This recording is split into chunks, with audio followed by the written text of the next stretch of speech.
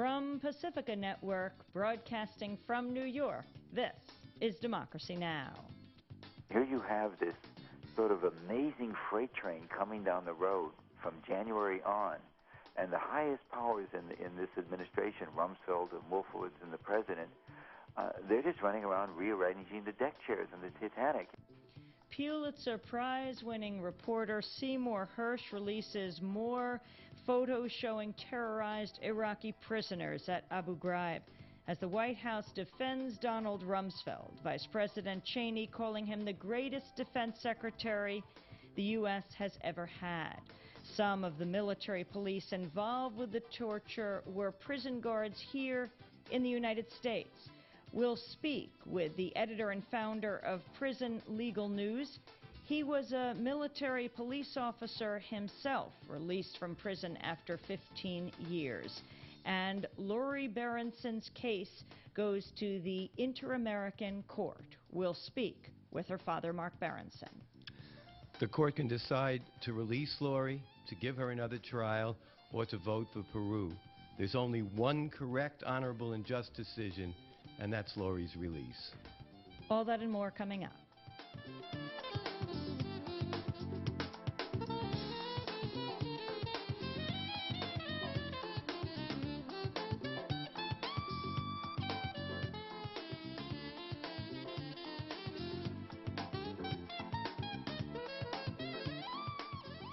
Welcome to Democracy Now!, democracynow.org. I'm Amy Goodman.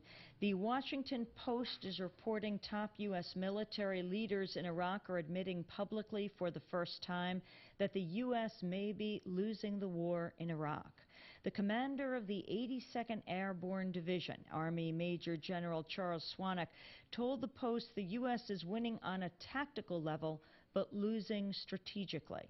Army Colonel Paul Hughes, who's involved with formulating Iraq policy, compared Iraq to Vietnam.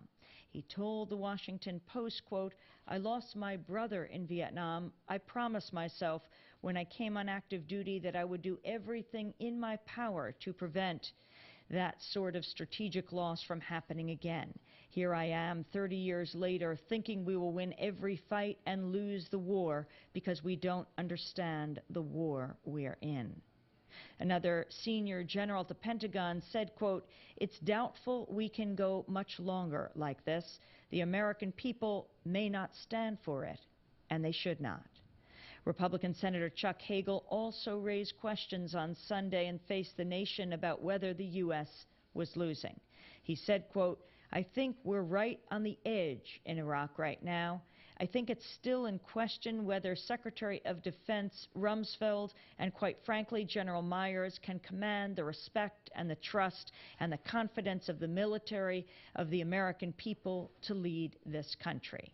The civilian military publication Army Times is planning to run an editorial today saying Rumsfeld and Myers should possibly resign for their role in the growing Iraq prison abuse scandal. The paper said Rumsfeld and Myers are responsible for, quote, "a failure that amounts to professional negligence," and that, quote, "accountability is essential, even if that means relieving top leaders from duty in a time of war." On Friday, Rumsfeld testified for 6 hours before the Senate and House. He apologized for the abuse, defended how the Pentagon handled the situation, and rejected calls for resignation. The Bush White House continues to back Rumsfeld, Vice President Dick Cheney calling the best defense secretary the country has ever seen. But the scandal continues to grow as more photos emerge and leaders in Washington warn the worst may still be forthcoming. Republican Senator Lindsey Graham from South Carolina said Friday, "The American public needs to understand we're talking about rape and murder here. We're not just talking about giving people a humiliating experience." President Bush has reportedly asked the Pentagon to personally review all photos and video in their possession. The Pentagon announced Sunday 24-year-old Army Specialist Jeremy Sivitz will face a public court-martial next month in Iraq, becoming the first U.S. soldier to stand trial for his role in the prison abuse scandal. He's among 7 former soldiers at Abu Ghraib facing criminal charges. Sivitz reportedly took some of the photos that showed the U.S. abusing Iraqi prisoners. The Army's planning to hold the court-martial in public at a convention center in Baghdad. Iraq's former Human Rights Minister Abdel Basset Turki has told Agence France-Presse that the head of the U.S. occupation, Paul Bremer, ignored his warnings about abuses taking place in Iraqi prisons. Bremer also barred the Human Rights Minister from visiting the prisons. The minister resigned last month to protest U.S. policies, including the siege of Fallujah, which killed up to 600 Iraqis. Britain's counterpart to Donald Rumsfeld, Defense Secretary Jeff Hoon, is scheduled to appear before the House of Parliament today to respond to questions about an emerging prison abuse scandal involving British troops. He will likely be asked to respond to reports that the Red Cross and Amnesty International had warned Britain about prison abuses in Iraq as early as a year ago. In Britain on Tuesday, attorneys representing 20 Iraqi families will appear in court charging British soldiers from at least 4 regiments killed detainees and shot unarmed civilians. The government has admitted 18 Iraqis have died in the custody of British troops, but according to the London Independent, no British soldier has been charged, disciplined, or dismissed. Meanwhile, Time magazine has obtained an internal Pentagon memo that warned employees last week not to read or download the prison abuse scandal report that had been leaked to the media because it's a classified document. The Pentagon also ordered employees not to discuss the report with coworkers or family members. Part of the email read in all capital letters, quote, "The information contained in this report is classified. Do not go to Fox News or read or obtain a copy."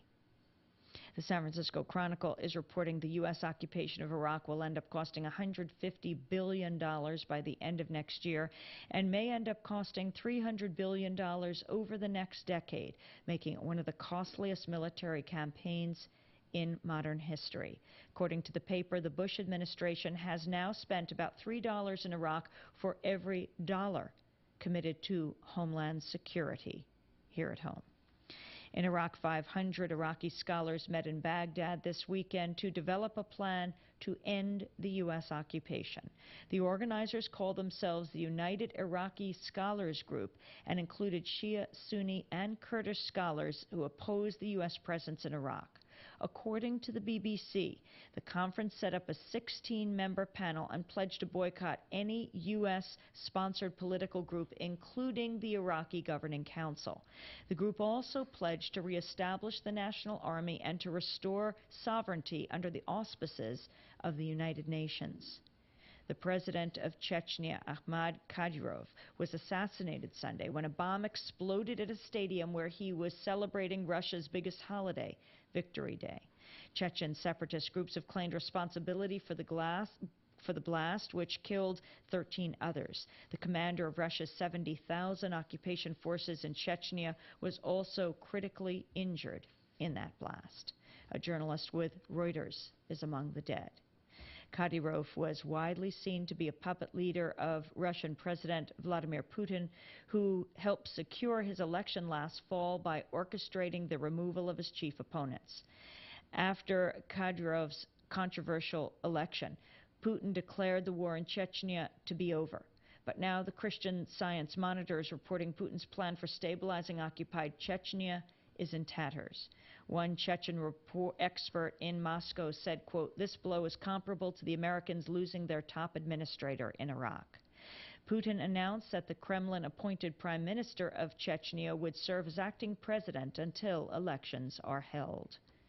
In Venezuela, President Hugo Chavez said his government has detained a group of 56 Colombian paramilitaries who he said were plotting to kill him or overthrow the government. The Colombians were arrested at a farm on the outskirts of Caracas. Chavez says the farm was owned by a Cuban exile with close ties to opponents who had previously tried to stage a coup. In Afghanistan, a U.S. Marine was shot dead Saturday, marking the first time a Marine has been killed by enemy fire in the country since the U.S. invaded in October of 2001. A total of 121 U.S. troops have now died in Afghanistan. A new report from Public Citizen has found President Bush and the Republican National Committee have received $6.6 million in campaign donations in the past 5 years from the owners of the dirtiest power plants in the country. In return, the companies were given relief from pollution regulations that would have cost them billions of dollars.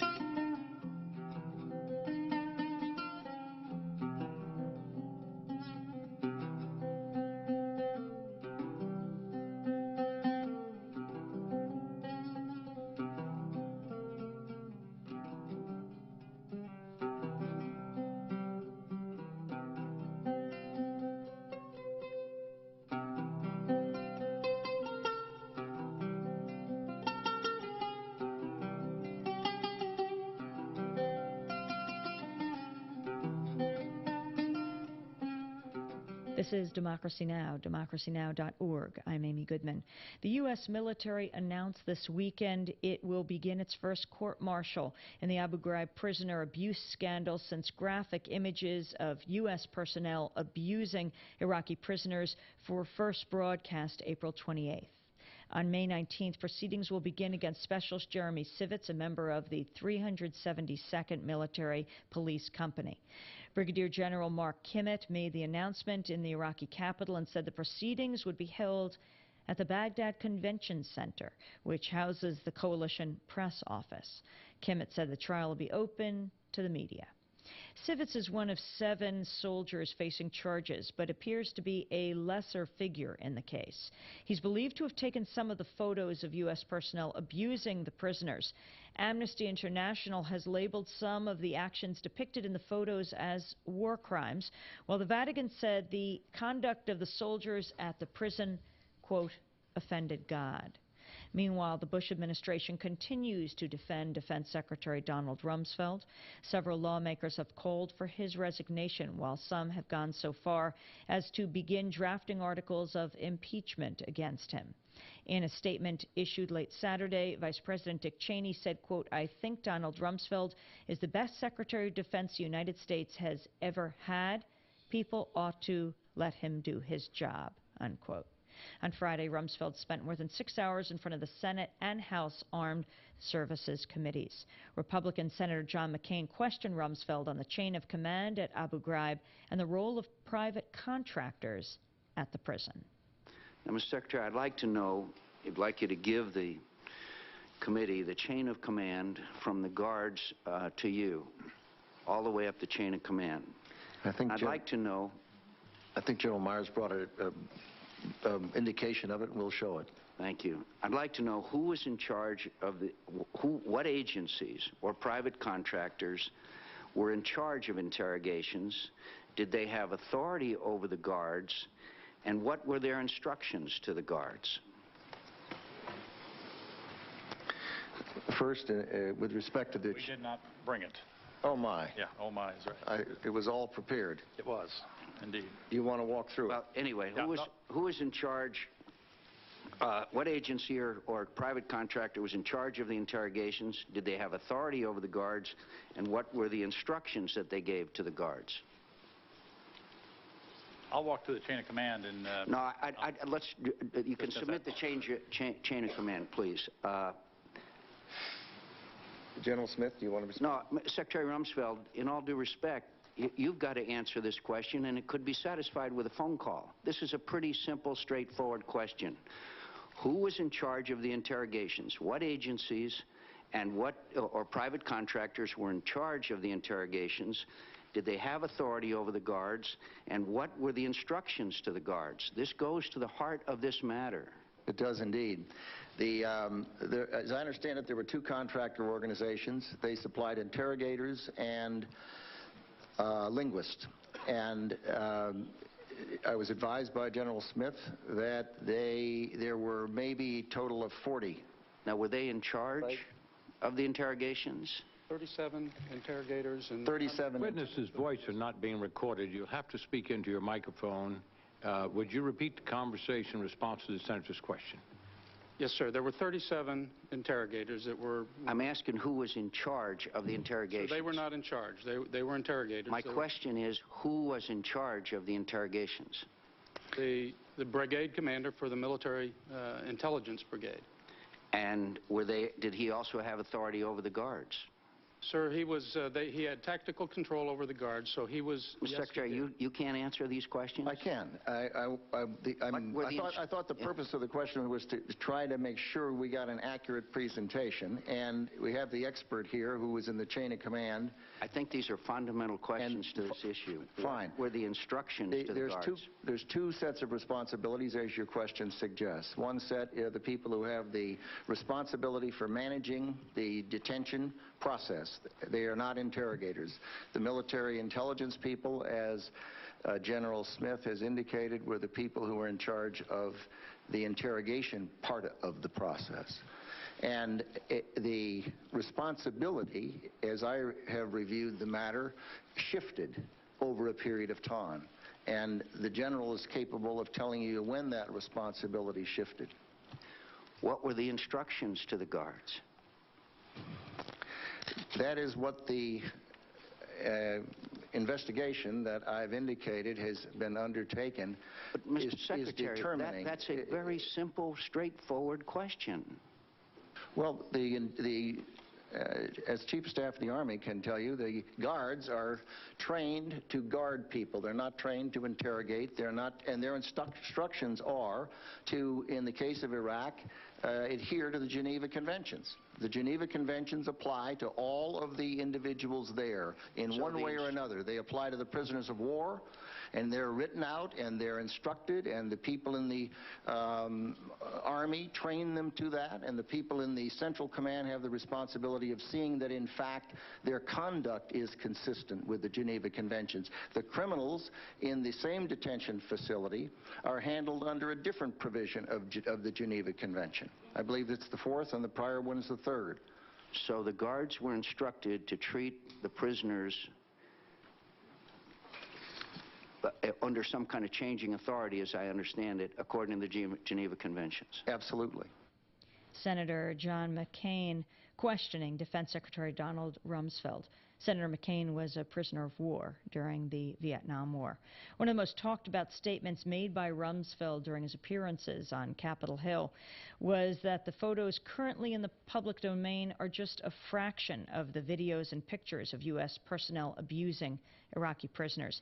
Pentagon's fighting to keep these images from reaching the public and has been negotiating with Congress in an effort to keep them sealed, but more images keep on emerging. The New Yorker magazine just released a series of photos showing what appears to be dogs attacking a naked Iraqi prisoner.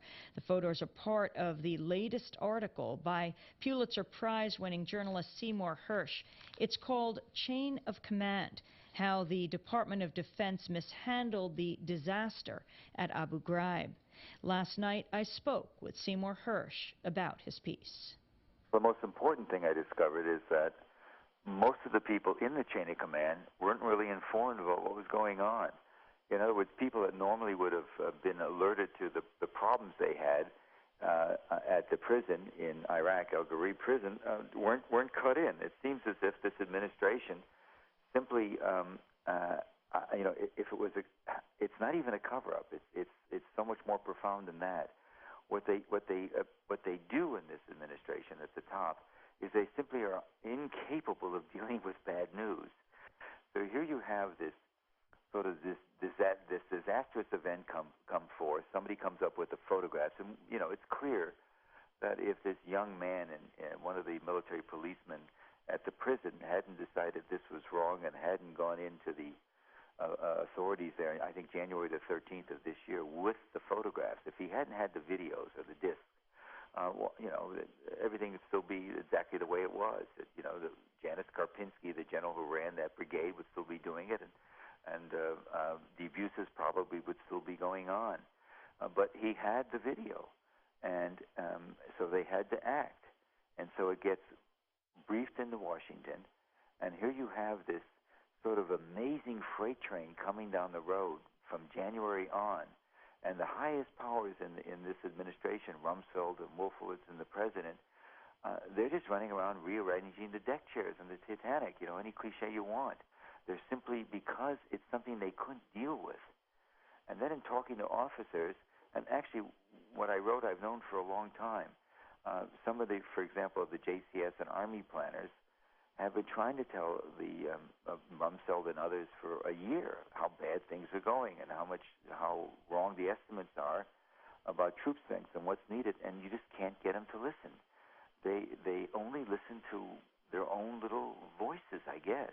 It's really amazing, and you can understand this sort of inability to hear this self-deception they practice.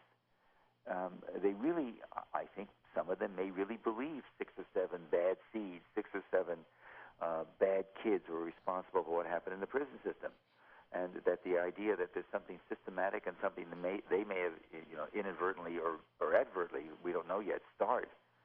Pulitzer Prize-winning reporter Seymour Hersh. We'll talk with him about the latest picture that has been released in a minute. The pledge to resist. We believe that as a people living in the United States, it is our responsibility to resist the injustices done by our government in our name.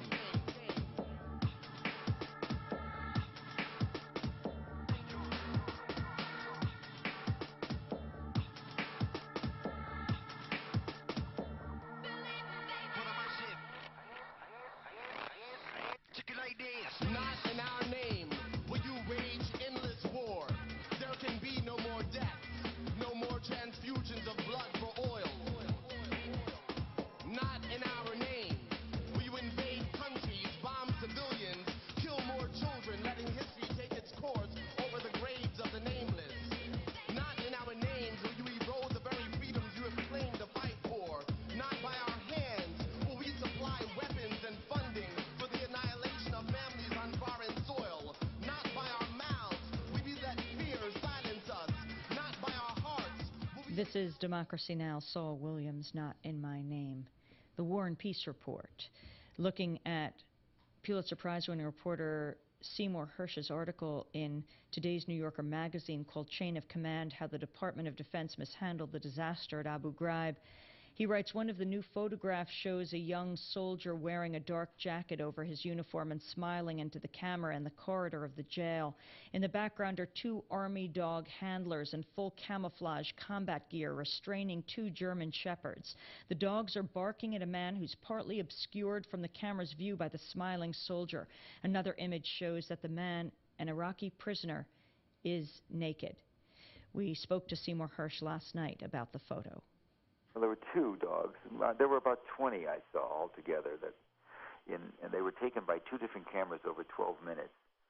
And one was the one that the New Yorker published was quite graphic, but they show this, what can I tell you, this terrified man. We've seen pictures like that before in Mississippi during the Civil War day, the civil rights marches, and in the World War II, we've seen photographs like that. But American military policemen and intelligence officers doing that. I quote one general, retired Major General, a man named Hines, who ran the military police, that was in the police business for 28 years as an Army officer.